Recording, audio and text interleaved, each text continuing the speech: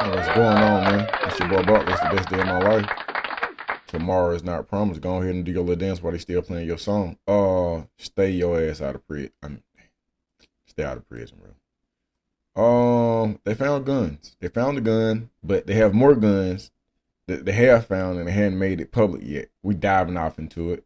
Right now, the Georgia Department of Corrections is working to get answers. They want to know how an inmate was able to get a gun, shoot and kill a food service worker at Smith State Prison before turning the gun on himself. It happened over the weekend. WJCL 22 News' Brooke Butler has been in touch with the GDC as well as... Now, just for those individuals who don't know, this is an old story. It's about maybe a year old. Let me see, just to be on the safe side. It is 1 year old.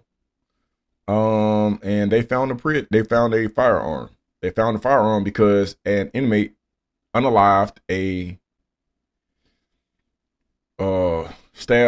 kitchen staff and then unalived himself. So then here's where the common sense comes into play. So a lot of times I'm ex-offender, previously incarcerated. And I want to tell you that the first time I ever broke the law, I was arrested. Or the first time I cheated on my test, I got caught. Simply not true. There's a gun. This gun gets caught after he unalives his lover and then himself. Do you think that was the first gun inside the Georgia Department of Corrections? Do you think it was the last one? Let's listen. I'm just saying. Civil rights advocates. She joins us now live in the studio. And Brooke, we're learning the victim and the offender were in a personal relationship. Yeah, Shannon, the Department of Corrections made that announcement today. The department also said it found a suicide note that appears to have been left by the inmate. But civil rights advocates say they want to know how a gun got into the prison in the first place. This was the tipping point right here. Early Sunday morning at Smith State Prison in Glenville, the Georgia Department of Corrections says inmate Daedricus Hart shot and killed 24-year-old food service worker Ariane Grace before shooting himself. I've briefly spoken with the sister of Miss Grace, and they are understandably upset. The GDC says it appears the two were in a personal relationship.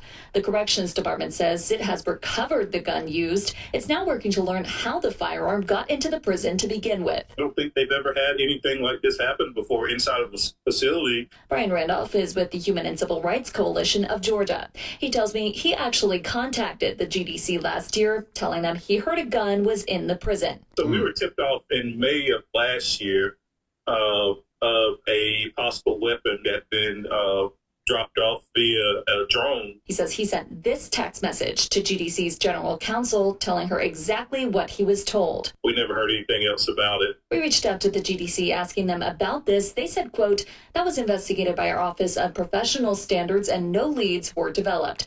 Randolph argues GDC should have tried harder. I guess, my question is the next time when they get another one in, how many more people are going to get killed besides two? Advocates believe the violence inside Smith State Prison is caused in part by understaffing. Randolph believes this latest incident will likely only make matters worse when it comes to hiring. Nobody's going to go and work in these places.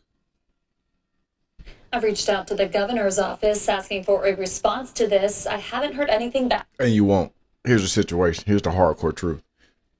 They don't really care about us.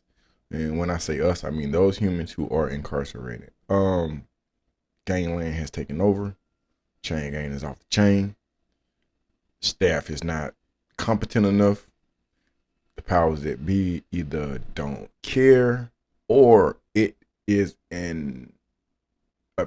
bigger plan that we don't know about, because we're almost at 200 deaths this year inside the Georgia Department of Corrections. I personally have heard of several firearms being confiscated.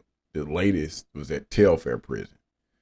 And it's not making the news. So they have that under wraps. The situation is this: they don't have control, and apparently they don't have to get in control. who do they have to answer to? It's them. This is Master's house. So who you gonna tell? Who you gonna tell? Who's gonna hold who accountable? At the end of the day, don't nobody care. Nobody cares. Nobody's doing anything. So, hey, get in that comment section. Let me know what you think. But right now, man, people are losing their lives. Not just people who are incarcerated, but people who actually work at the facility. They're losing their lives as well. They do not care about anything. The people who don't touch the dirt will send your ass to get muddy. And that's just that simple, bro. Let me know what you think.